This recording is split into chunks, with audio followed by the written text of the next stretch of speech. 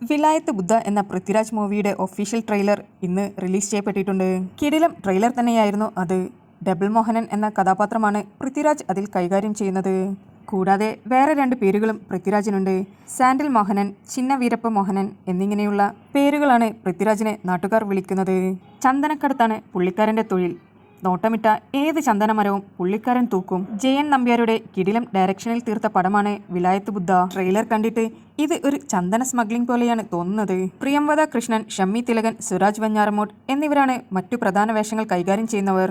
തീർച്ചയായും ട്രെയിലർ കണ്ടിട്ട് ഇതൊരു മാസ് മൂവി ആകാനാണ് സാധ്യത കൂടുതൽ. കൂടാതെ പൃഥ്വിരാജിന്റെ വേറെ ലെവൽ പെർഫോമൻസ് ആണ് ട്രെയിലറിലൂടെ കാണാൻ കഴിഞ്ഞത്. നമ്മുടെ പുഷ്പ മൂവി പോലെയൊക്കെ ആകാനാണ് സാധ്യത കൂടുതൽ.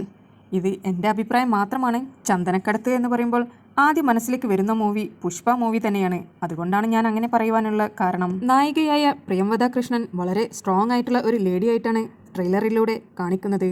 അതായത് നായകനായ പൃഥ്വിരാജിന്റെ കൊള്ളക്കടത്തിനെല്ലാം വളരെയധികം സപ്പോർട്ട് ചെയ്യുന്ന ഒരു പാർട്ട്ണറായിട്ടാണ് പ്രിയംവദയെ ട്രെയിലറിലൂടെ കാണിക്കുന്നത്. ട്രെയിലർ കണ്ടിട്ട് എന്തായാലും പ്രേക്ഷകരെ നിരാശപ്പെടുത്തുന്ന മൂവിയല്ല എന്നാണ് തോന്നുന്നത്. ഇനി എന്താകുമെന്നുള്ളത് നമുക്ക് കണ്ടറിയാം.